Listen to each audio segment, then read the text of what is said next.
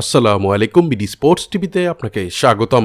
মেসির রেকর্ডের ম্যাচে আর্জেন্টিনার জয়। ম্যাচ শেষে প্রশংসায় ভাসালেন মেসিকে কোচ স্কালোনি। বিস্তারিত জানতে ভিডিওটি না টেনে সম্পূর্ণ দেখুন।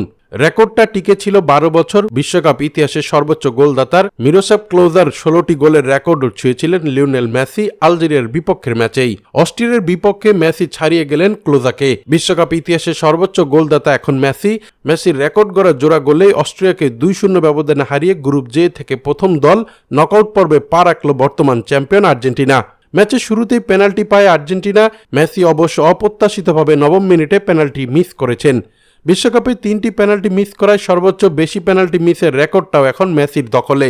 মেসি এই আক্ষেপ ঘুচিয়েছেন কিছুক্ষণ বাদেই। খেলার 38 মিনিটে মেদিনার দারুণ এক অ্যাসিস্টে গোল করে সমর্থকদের উল্লাসে মাতান লিওনেল মেসি। 1-0 গোলে এগিয়ে হাফ টাইমে যায় আর্জেন্টিনা। ম্যাচের দ্বিতীয়ার্ধে গোল পাচ্ছিল না দুই দলের কেউই। আর্জেন্টিনা কিছু গোলের সুযোগ পেয়েছিল।